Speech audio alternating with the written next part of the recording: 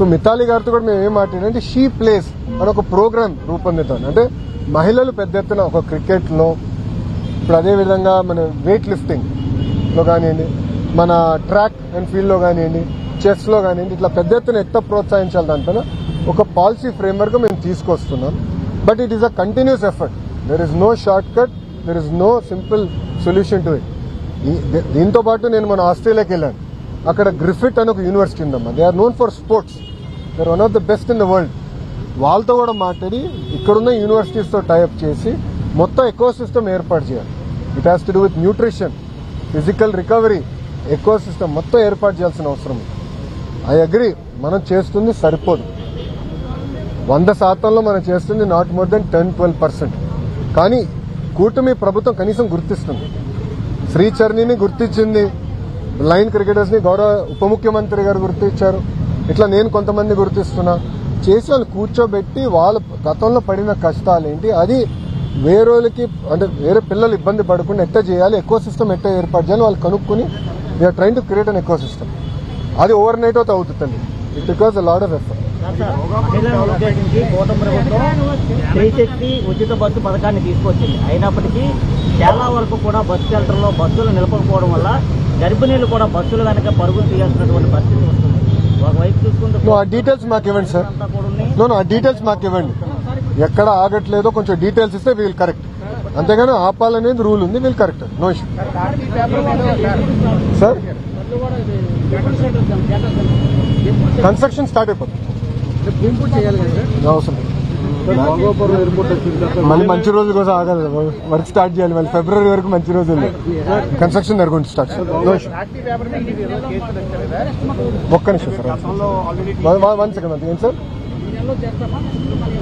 ఈ 1-2 months లో work start అవుతుంది సార్. డేటా సెంటర్ కి స్టార్ట్ అవుతుంది సార్. ఏం సార్, ఇప్పుడు ఆల్రెడీ మనం ఏదైతే భోగాపురం ఎయిర్పోర్ట్ కి ఆల్మోస్ట్ ఒక 6 months లో రెడీ అయింది. Yes sir. So bottleneck clear చేస్తున్నారు. కానీ విత్ ద సిటీ నుంచి బాటిల్ నెక్ వెళ్ళడానికి సో హ్యూజ్ ప్రెజర్ ఉంటుంది. అంటే మీకు యాక్చువల్ గా చాలా ప్రాబ్లం ఉంటుంది. కానీ విత్ ద సిటీలో సో ట్రాఫిక్ సమస్యలు క్లియర్ చేయడానికి ఎలాంటి ఇనిషియేటివ్ తీసుకోబోతున్నారు? అంటే అవుట్ సైడ్స్ లో క్లియర్ చేస్తున్నారు. అవుట్ సైడ్స్ కాదు, ఇక్కడ నుంచి మేజర్ రహదారులకి సిటీ నుంచి highway connectivity, roads expansion, cleaning up అదంతా జరుగుతుందమ్మా. ఆల్రెడీ విశాఖ అంటే సిటీ నుంచి మేజర్ రహదారి అంటే హైవేకి వెళ్ళేదాన్ని కనెక్టివిటీ ఫస్ట్ క్లియర్ చేయాలమ్మా. అది ఏం చేస్తుంటే విశాఖపట్నం ఎకనామిక్ రీజియన్ మీటింగ్ అయిన తర్వాత గౌరవ ముఖ్యమంత్రి గారు విఎంఆర్డీ మన ఐఎస్ అధికారులకి ఏం చెప్పారంటే శాసనసభ్యులతో కూర్చుని మీరు ప్లాన్ చేసి ప్రెజెంట్ ఇట్ అని కూడా చెప్పారు. ఆ బాటిల్ నెక్స్ విల్ క్లియర్. వచ్చి నేనేమంటానండి, with all fairness, Shamshabad airport open అయినప్పుడు రింగ్ రోడ్ ఇంకా పూర్తి అవలా, పని ప్రారంభించాం. అలాంటి ఇబ్బందులు లేకుండా we're trying to finish everything. But there will be areas to improve. కొన్ని బాటిల్ నెక్స్ కొత్త వస్తాయి, మనకు తెలియని బాటిల్ నెక్స్ కొన్ని ఏర్పడితే అక్కడ ఫ్లైఓవర్లు వేయాలి, అన్నీ చేయాలి. ఇది నిరంతర ప్రక్రియ. ఎందుకంటే విశాఖపట్నం ఎకనామిక్ రీజియన్ అంటే శ్రీకాకుళం టు అనకాపల్లి వరకు కూటమి ప్రభుత్వ లక్ష్యం ఏంటంటే $1 trillion ఎకనామిక్ రీజియన్ అవ్వాలని. So white collar jobs to blue collar jobs మొత్తం ఎకో సిస్టమ్ ఇక్కడ ఏర్పాటు చేయాలంటే దానికి it requires social infrastructure, hard infrastructure, power infrastructure, ఇవన్నీ మేము ఏర్పాటు చేయాలి. ఆ దిశగా మేము ఈ విశాఖపట్నం ఎకనామిక్ రీజియన్ మ్యాప్ చేసాం. వీళ్ళు ఎగ్జిక్యూట్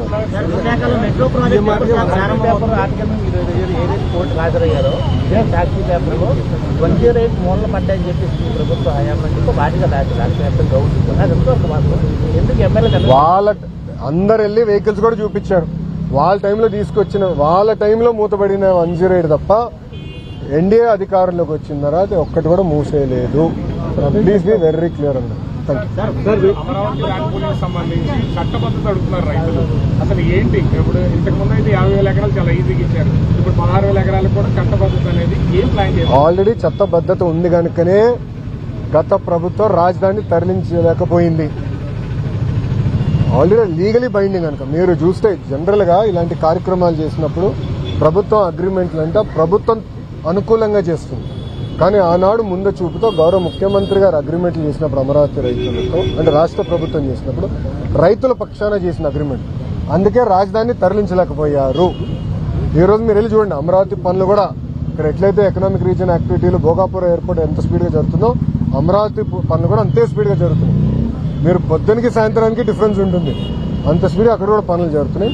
గ్రేటర్ ఎక్స్పాన్షన్, ఎందుకంటే ఒక ఎకనామిక్ రీజన్ బాగుపడాలంటే ఇక్కడ ఎట్లయితే భోగాపురం ఎయిర్పోర్ట్ గురించి మాట్లాడుతున్నామో, తిరుపతిలో ఎట్లయితే అద్భుతమైన ఎయిర్పోర్ట్ ఉందో, అమరావతి కూడా ఒక అద్భుతమైన ఎయిర్పోర్ట్ చాలా చాలా అవసరం. ఇప్పుడున్న ఎయిర్పోర్ట్ ఏ మూలకి సరిపోదు. అందుకే ల్యాండ్ పూలింగ్ తీసుకుని అక్కడ ఇన్ఫ్రాస్ట్రక్చర్, స్పోర్ట్స్ ఇన్ఫ్రాస్ట్రక్చర్ అంతా క్రియేట్ చేయాలని లక్ష్యంతో మేము పనిచేస్తాం. సార్ మీరు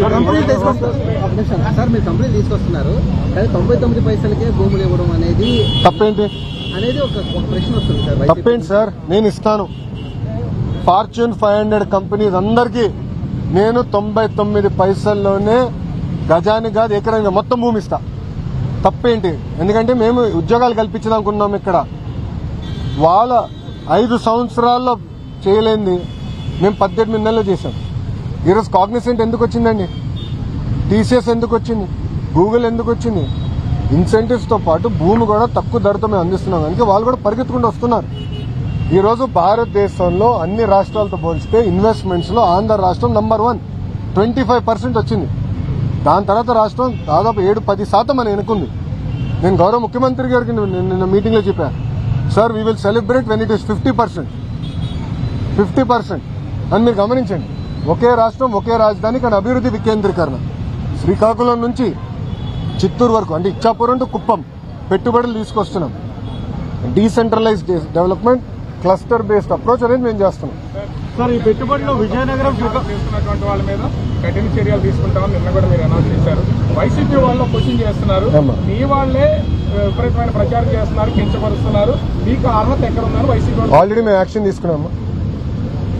మాకు చిత్తశుద్ధి ఉంది కనుకనే వైఎస్ భారతిరెడ్డి గారి పైన మా కార్యకర్త ఒక ట్వీట్ పెడితే, ఫేస్బుక్ పోస్ట్ పెడితే అతను జైలుకి వెళ్ళాడమ్మా.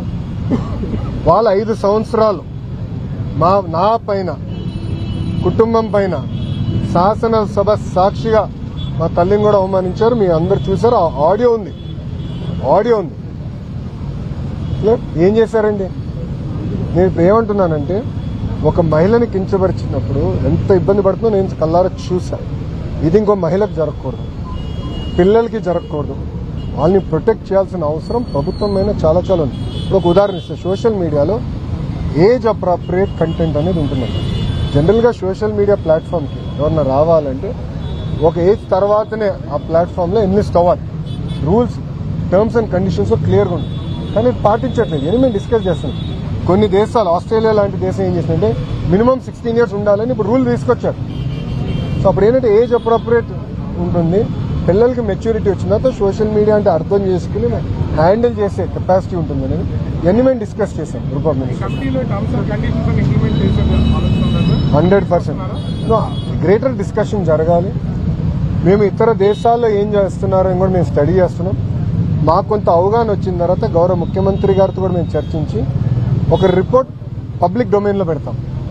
ప్రజల దగ్గర నుంచి అభిప్రాయ సేకరణ కూడా తీసుకున్న తర్వాత then we will implement. Telangana జల వివాదం చాలా కాంట్రవర్సీ నడుస్తుంది. తెలంగాణలో జల వివాదానికి సంబంధించి అటు తెలంగాణ మంత్రులు సీఎంఏ మాట్లాడుతున్నారు, ఇక్కడ వైసీపీ వాళ్ళు మాట్లాడుతున్నారు, మీరు జలవనరుల శాఖ మంత్రి మాట్లాడుతున్నారు. అసలు ఏం చెప్తారు ఈ వివాదం? రాజకీయ లబ్ధి పొందేదానికి కొంతమంది దీన్ని వివాదం చేస్తున్నారు. 2020లో అంటే అప్పుడు ఎవరు ఇక్కడ అధికారంలో ఉంది? వైకాపా ప్రభుత్వం, జగన్మోహన్ రెడ్డి అనే వ్యక్తి ముఖ్యమంత్రి. అప్పుడే స్టే వచ్చింది ప్రాజెక్టు మీద. అది తీసుకొచ్చి ఇప్పుడు వచ్చినట్టు చెప్తున్నారు ఎవరు? వైకాపా నాయకులు. నేను ఒకటే చెప్తున్నా, మనం ఇప్పుడు చేయబోయే ప్రాజెక్టులని ఆంధ్ర రాష్ట్ర భూభాగంలో చేస్తాం.